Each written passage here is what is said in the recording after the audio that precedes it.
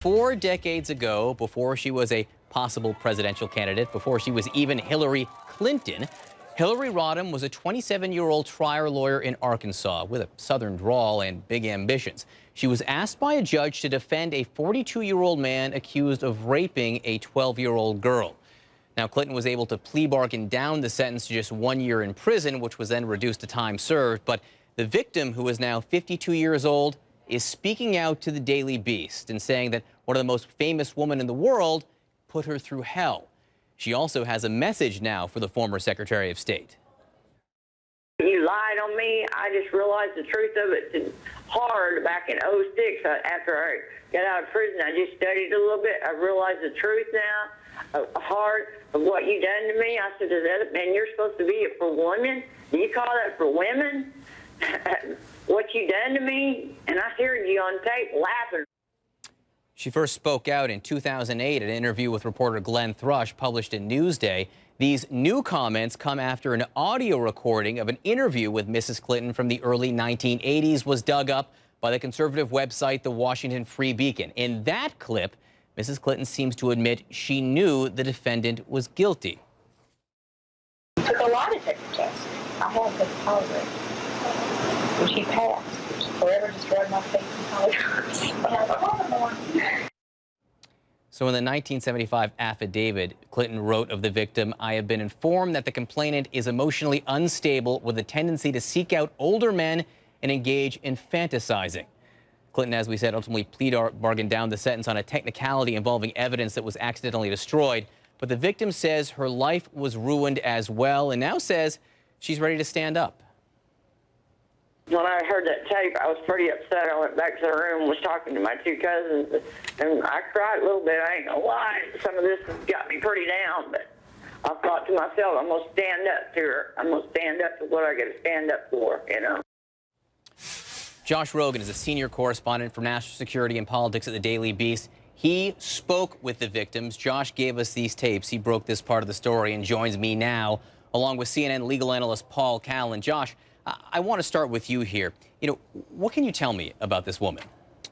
Well, this woman has had a tough life since the fateful events of 1974.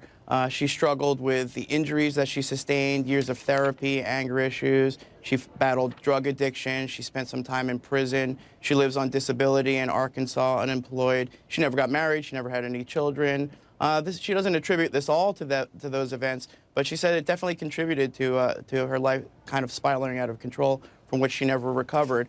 She was never really upset with Hillary Clinton or Hillary Clinton's actions in this case until she learned very recently, because of the documents and videos revealed that you just pointed out, that Hillary Clinton had accused her of some sort of culpability in her own attack. And then when she heard the tape of Hillary Clinton laughing about her attacker's guilt, she decided that she just couldn't take it anymore, and she wanted to put her side of the story out in the public for the record. So she heard how Hillary Clinton handled the case back in 1975. That was part of it. That's why I want to bring in Paul Callan, our legal analyst here. Paul, I should say CNN has reached out to Mrs. Clinton for comment. They didn't respond. But in 2008, in a Newsday article, then Clinton spokesperson Howard Wolfson defended the conduct, saying, as an attorney and an officer of the court, she had an ethical and legal obligation to defend him to the fullest extent of the law. To act otherwise would have constituted a breach of her professional responsibilities. She was a lawyer, a defense lawyer, doing her job. Well, absolutely. And of course, you know, Abraham Lincoln defended criminals. John Adams defended criminals. So it's always hard when a lawyer runs for office because you get cherry-picked on certain cases. But I think the real criticism here, and you know, I just came from a deposition with a bunch of hardened New York lawyers around the table, and I said, you know, I'm going to be going to CNN. I played them the tape, and they were all shocked when they heard that she was laughing about a case in which she got a guy who raped a 12-year-old girl off, or got a lighter sentence for it. But then we played the tape, and everybody was, well, what's going on here? There's nothing, she doesn't really do anything that's strange. If you listen to the whole tape, she's not laughing about the fact that she got somebody off. She's laughing about the process. She's talking about, for instance, she flew up to Brooklyn to get the world's leading expert on blood samples, and the prosecutor was very upset about that. So she laughs about the prosecutor being upset. She's never laughing about a victim not getting justice. It's kind of it's a lawyer telling a lawyer tale. What bothers me about it is, notwithstanding the Southern accent, which I think is a little much for a woman from Illinois, is that she's got a tin ear for how people in general, the public, would react to this. Now, remember, Bill Clinton's active in politics by this time. This is the 80s, though, too. Right. I mean, it's a long time ago. I know Bill Clinton was active in politics, but she's giving some kind of legal interview. And as you say, you know, the full context, people read into it what they want, but it's hard for us to know exactly what was going on in that room without seeing the video or speaking to Mrs. Clinton. Well, I can tell you, though, John,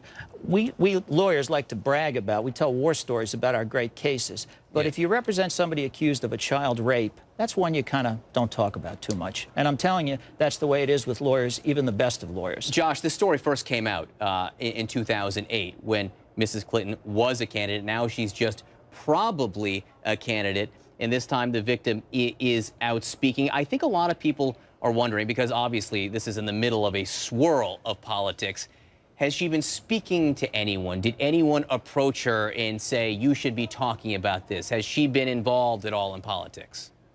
I think we have to be careful here. One, not to blame the victim, and two, not to sort of attack this straw man argument. No one's saying that this alleged rapist didn't deserve a vigorous defense. What they're saying is, were Hillary Clinton's accusations within the bounds of that vigorous defense? Was there any evidentiary basis for them? Did she go too far in her zealousness to win the case? And I think these are questions that she's going to have to answer if she runs for president, especially as a champion of women and girls. As for the victim herself, her story is clear and on the record, and I'll let her speak for herself in that regard. Do you think this will become a political issue? I think that these are open questions, and I think that Hillary Clinton deserves the opportunity to answer those questions, and she hasn't availed herself of that opportunity. But until she does, I think those questions won't go away. And Paul, you were nodding your head no when Josh was questioning whether Mrs. Clinton did anything beyond the bounds of normal legal defense. Yeah, you know, I think what people have to understand is that a defense lawyer's job is not to present false evidence, and she did not present any false evidence. It's to create reasonable doubt about the prosecutor's case. The prosecutor threw away the blood evidence in the case, and it couldn't be tested at the time of trial. So there was minimal evidence available, physical evidence, to prove the rape. And she just brought that to the prosecutor's attention, and he folded.